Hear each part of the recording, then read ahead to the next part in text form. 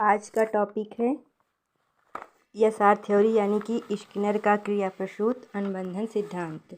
तो आज हम आपको स्किनर के बारे में बता रहे हैं। क्रिया प्रसूत अनुबंधन सिद्धांत के प्रवर्तक हार्वर्ड विश्वविद्यालय के मनोवैज्ञानिक प्रोफेसर बीएफ स्किनर थे। तो ये कौन थे? हार्वर्ड विश्वविद्यालय के प्रवर्तक क्रिया प्रसूत अनुबंधन के सिद्धांत के मनोवैज्ञानिक थे, जो प्रोफेसर बीएफ स्किनर थे। बीएफ स्किनर किसके प्रवर्तक थे? क्रिया प्रसूत अनुबंधन के सिद्धांत के। और ये कहाँ के रहने वाले हैं? तो ध्यान दीजिएगा, ये जो है प्रोफेसर स्किनर जो है अमेरिका के रहने वाले हैं। तो स्किनर के बारे में आपको चित्र में दिखाकर बताया गया है। देखिए, स्किनर ने क्या किया था? क्रिया प्रसूत अनुबंधन का सिद्धांत दिया था। और जो है ये एक प्रोफेसर हैं जो कि हार्वर्ड विश्वविद्यालय के मनोवैज्ञानिक थे, और जो है ये अमेरिका के रहने वाले हैं। और इन्होंने क्रिया प्रसूत को जो है क्या बोलते हैं? ईएसआर थ्योरी के नाम से भी जाना जाता है। क्वेश्चन में पूछ लिया जाता है ईएसआर थ्योरी या फिर क्रिया प्रसूत अनुबंधन का सिद्धांत किसने दिया? तो बीएफ स्किनर ने दिया। इन्होंने देखिए पॉइंट, इन्होंने अधिगम की प्रक्रिया को ध्यान से समझिएगा। इन्होंने लिखा है कि अधिगम की प्रक्रिया को समझने के लिए अनेक पशुपक्षियों पर अपना प्रयोग किया। किसने किया? स्किनर ने किया। इन्होंने अनेक पशुपक्षी पर प्रयोग किया। फिर देखिए यहाँ पर स्किनर ने सफ़ेद चूहे व कबूतरों पर अधिगम के सर्वाधिक प्रयोग किए। स्किनर ने किस पर सबसे ज़्यादा प्रयोग किए? सफ़ेद चूहे व कबूतर पर इन्होंने क्या किया? सबसे अधिक प्रयोग किया है। पक्षियों के बारे में बता रहा, तो इन्होंने सबसे ज़्यादा किस पर प्रयोग किया है? तो सफ़ेद चूहा था और कबूतर था, तो इस पर इन्होंने प्रयोग किया है। तो यहाँ पर देखिए आपको चूहे के बारे में, सफ़ेद चूहे के बारे में स्किनर बताते हैं उन्होंने कैसा प्रयोग किया था। तो फिर यहाँ पर जान लेते हैं। आप पहले देखिए, उनकी एक बुक है, स्किनर ने लिखी है टेक्नोलॉजी ऑफ टीचिंग। इन्होंने प्रोफेसर स्किनर ने इस बुक को लिखा है। इसका नाम है टेक्नोलॉजी ऑफ टीचिंग। के राइटर कौन है? प्रोफेसर स्किनर हैं। तो स्किनर ने इस पुस्तक को भी लिखा है, जो कि आप के क्वेश्चन में पूछा जाता है पेपर में कि टेक्नोलॉजी ऑफ टीचिंग के किसने लिखा है? तो स्किनर की एक इम्पॉर्टेंट किताब है जो हर बार पेपर में पूछी जाती है। आपके यूपी टेट में भी आता है, सी टेट में भी पूछ लिया जाता है, और आर टेट हो गया, किसी भी प्रकार का टेट है तो इसमें क्वेश्चन पुस्तकों के बारे में पूछा जाता है, जिसमें से एक है आपकी technology of teaching, professor Skinner के द्वारा लिखी गई। तो यहाँ पर इन्होंने क्या बताया है, ध्यान से देखिएगा। प्रोफेसर स्किनर क्या कहते हैं? तो यहाँ पर स्किनर का क्रिया प्रसूत अनुबंधन का सिद्धांत है, इन्होंने आरएस थ्योरी को दिया है। ध्यान दीजिएगा, ये जो है आरएस थ्योरी से भी कनेक्टेड है। ये जो है इतने सारे सिद्धांत को दिए हैं। किसने दिया है? क्रिया प्रसूत स्किनर ने अनुबंधन के सिद्धांत पर। तो यहाँ देखिए आरएस थ्योरी हो गई आपकी। फिर यहाँ पर कार्यात्मक प्रतिबद्धता का सिद्धांत इन्होंने दिया है, स्किनर ने ही कार्यात्मक प्रतिबद्धता का सिद्धांत दिया है। दूसरा है, क्वेश्चन में पूछा जाता है कार्यात्मक प्रतिबद्धता का सिद्धांत, तो स्किनर का एक क्रिया प्रसूत अनुबंधन से संबंधित है। यस, आरएस थ्योरी और कार्यात्मक प्रतिबद्धता का सिद्धांत, ये मेन पॉइंट है। फिर यहाँ पर सक्रिय अनुबंध का सिद्धांत, अभिक्रमित अनुदेशन सिद्धांत, नैमित्तिक अनुबंधन का सिद्धांत, ये सारे सिद्धांत जो है स्किनर के क्रिया प्रसूत अनुबंधन के सिद्धांत से लिए गए हैं। ठीक है, फिर नेक्स्ट आप देखिएगा, सक्रिय अनुबंधन का सिद्धांत भी क्रिया प्रसूत से ही है, अभिक्रमित सिद्धांत भी स्किनर के द्वारा है, नैमित्तिक सिद्धांत भी स्किनर के द्वारा है। ये सारे सिद्धांत आप नोट कर लीजिएगा। फिर नेक्स्ट देखिएगा, यहाँ पर आपको एक बॉक्स दिखाया जाएगा। अब ध्यान दीजिएगा बीएफ स्किनर ने कैसे प्रयोग किया था और नियम क्या है। बीएफ स्किनर के सिद्धांत को क्रिया प्रसूत का नियम कहते हैं। स्किनर ने अपना जो है प्रयोग किया था, एक बॉक्स था, उसमें एक चूहे को बंद रख करके क्रिया प्रसूत का अनुबंधन का सिद्धांत, इसे आर टाइप थ्योरी भी कहा जाता है। अब जब चूहा उन्होंने बॉक्स में बंद कर दिया था, उसके लिए जब भोजन रखा था, इसी तरह बिल्ली पर भी प्रयोग किया गया था। और चूहे पर भी। तो चूहे को जो है भोजन के लिए जब भोजन के लिए प्रयोग करेगा तो फिर उसे आर्यस थ्योरी के नाम से जाना जाएगा, यानी कि ये इम्पॉर्टेंट है क्रिया प्रसूत, यो यस यस से और ये आर्य से, ठीक है। फिर यहाँ पर देखिए क्या प्रयोग किया था, कैसे किया था बॉक्स में, इसकी डिटेल आप ध्यान दीजिए। उन्होंने अपना एक्सपेरिमेंट चूहे पर कैसे किया था। स्किनर ने सफ़ेद चूहों पर अधिगम के प्रयोग किए थे। वहाँ बॉक्स में देखिए ये सफ़ेद चूहा है और ये बॉक्स में है, तो इस पर उन्होंने अपना जो है प्रयोग किया था। देखिए यहाँ पर स्किनर ने अपने प्रयोग के लिए एक बॉक्स का निर्माण करवाया था और इस बॉक्स में घुमावदार मार्ग बनाए थे जिसमें चूहा दौड़ लगाता था। इन्होंने अधिगम का सिद्धांत जो है एक बॉक्स में रखकर चूहा जो है घुमावदार बनवाया था बॉक्स, और इसमें चूहा क्या करता था, दौड़ लगाता था।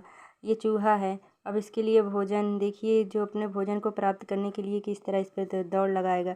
इस बॉक्स में ऐसी अवस्था की लीवर के दबाने पर भोजन प्राप्त होता था, और इसमें एक ऐसा नियम मतलब एक ऐसा अवस्था बना दी गई थी कि जब उस लीवर पर उसको दबाएगा तभी उसको भोजन प्राप्त होगा, जैसे सेम बिल्ली पर किया गया था। तो यहाँ पर चूहे पर भी वैसे ही किया गया है। तो देखिए आपको चूहे से कनेक्ट किया गया है इसमें। जब ये चूहा इस पर दौड़ लगाएगा तो इसका पैर अगर उस पर अचानक पड़ जाएगा तो वो भोजन को प्राप्त करेगा, लीवर को दबाने पर ही वो भोजन को प्राप्त करेगा। ये चूहा है और ये इसका भोजन है, तो ये क्या करेगा, घुमावदार इस मार्ग बनाया है जिसमें चूहा दौड़ेगा, ठीक है। उसका फिर नेक्स्ट देखिए, तो यहाँ पर आपको भोजन लीवर को दबाने पर प्राप्त होता है। और फिर देखिए जब चूहा बॉक्स में विभिन्न मार्गों में दौड़ लगाता है, सेम वही बिल्ली वाला कैटेगरी है, तो यहाँ पर अचानक उसका पैर लीवर पर पड़ता है और लीवर जब दब जाएगा, हाँ, और जब लीवर दब गया तो उसको जो है भोजन प्राप्त हो जाएगा, यानी कि उस पर उसको चूहे को विभिन्न मार्गों से गुजरना है। एक अनुक्रिया होगी जिसे रिस्पॉन्स कहते हैं इंग्लिश में, या सार थ्योरी। आर्यस थ्योरी से भोजन प्राप्त की होती है। उद्दीपक स्टिमुलेट होता है तथा प्रोत्साहित होता है, इसलिए इसे अनुक्रिया उद्दीपक सिद्धांत रिस्पॉन्स स्टिमुलस थ्योरी भी कहा जाता है। जब वो विभिन्न मार्गों से गुजरेगा तो उसे जो है एक रिस्पॉन्स प्राप्त होगा भोजन का, तो जो रिस्पॉन्स प्राप्त होगा उसे क्या कहते हैं, उद्दीपक कहते हैं। इसके लिए वो एक अनुक्रिया करेगा, तो उसे क्या अनुक्रिया को कहते हैं, अनुक्रिया उद्दीपक सिद्धांत कहेंगे, यानी कि रिस्पॉन्स स्टेबिलिटी थ्योरी भी कहा जाता है, थ्योरी कहा जाएगा। फिर यहाँ पर देखिए अभी चूहा है, ये कार्यात्मक और आईएस थ्योरी जो यहाँ पे लिखा गया है, इससे इसका जो है कनेक्शन है। ये आरएस थ्योरी की जगह यस आर थ्योरी होगा। यस आर यस और यस थ्योरी का कनेक्शन है यहाँ पर।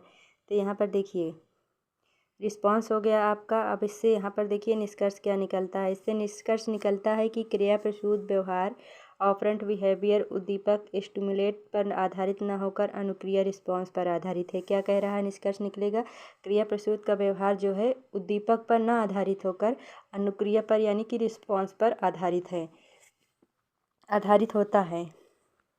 निष्कर्ष में यह निकलेगा कि क्रिया प्रसूत के सिद्धांत जो है ये व्यवहार उद्दीपक ऑपरेंट बिहेवियर उद्दीपक पर न आधारित होकर रिस्पॉन्स पर आधारित है, ठीक है, अनुक्रिया पर आधारित होता है। स्किनर के चूहे के प्रयोग पर आपका रिस्पॉन्स यही निकलेगा, यानी कि निष्कर्ष निकल रहा है। फिर नेक्स्ट देखिएगा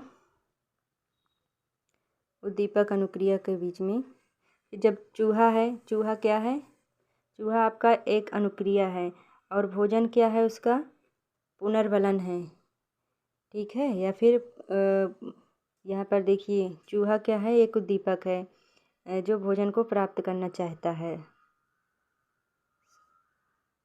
ठीक है।